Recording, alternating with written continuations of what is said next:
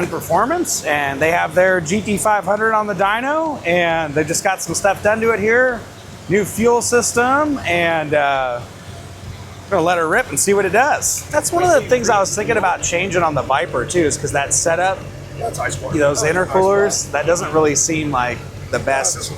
Doing one of these chill, like think about the Viper's got the same well in the back. If we did a tank and did a water to air setup on it, I think that would be way better. Man, I like how they like obviously made that tank to specifically fit like that too. That's legit.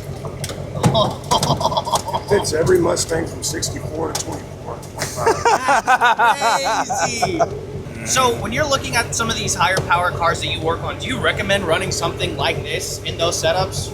With a blower car, yeah, or an air-to-water intercooler, just to keep the charge temps under control. Yeah.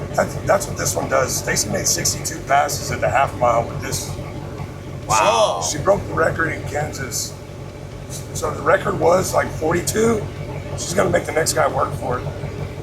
And they were all at 165 plus miles an hour. There was no just 50 mile an hour run. It was balls to the wall the whole time. There was no like slow passes, just go. We were loading the trailer and we were just like, go again.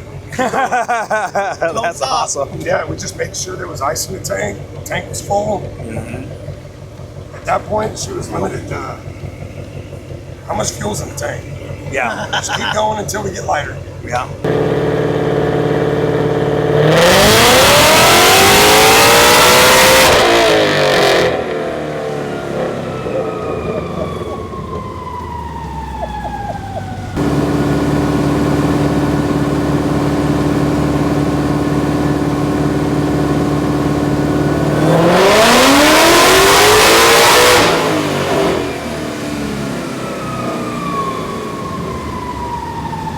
So what do we have happen on that one?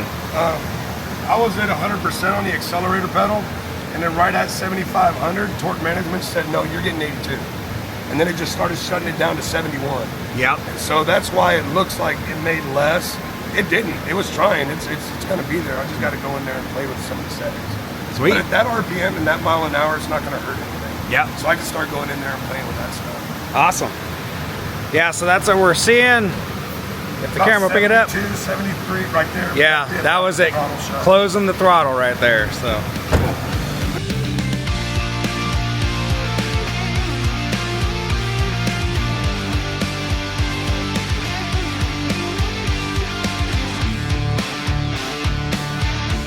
We're back at Aikman. The torque curve wasn't allowing for the Mustang or the GT500 to get its full power. So now that Aikman has changed the torque curve to the best visibilities right now of what the computer's letting him do.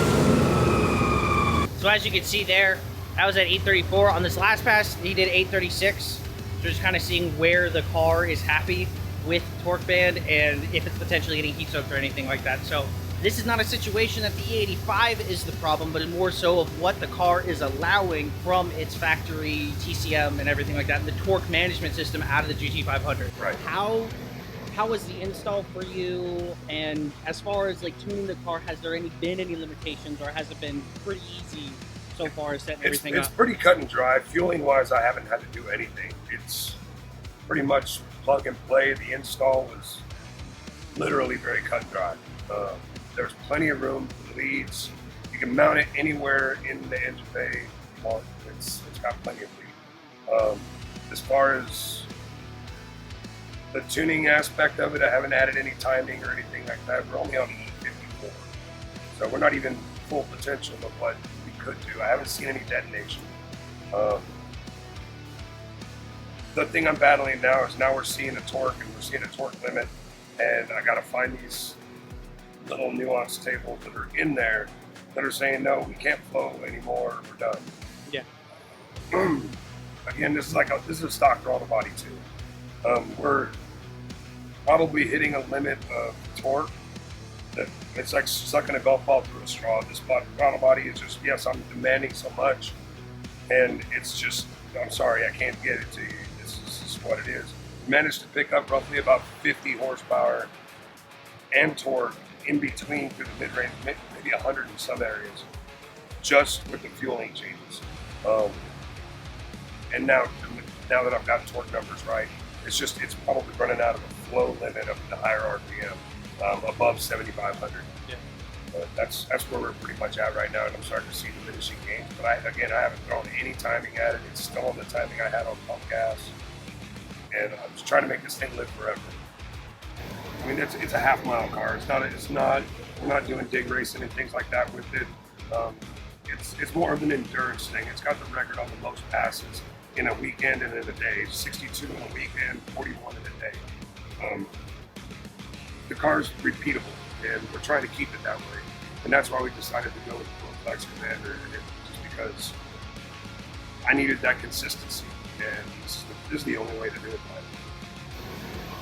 I don't like to eliminate torque management. It's never a good thing. Sometimes I'm so used to like the Gen 5 LT stuff. It's not so much a ceiling like it was on the Gen 4 stuff. It's a target. If you just eliminate everything, there are no protections. What are you even doing here if you just turn off all the protections? So we raise it by a couple percentage, a certain percentage, creep up on it. It either gets better or it doesn't. If it's not doing anything, put it back. So we just gotta play with the torque. The engine, it's thinking it wants this, and it's like, no, we're okay. I'm not trying to mess with blowing you up. We need to demand just a little bit more. And we've reached the point where we're getting diminishing. It made a big difference at first, and now it's like, okay, we're not making much of a difference at all.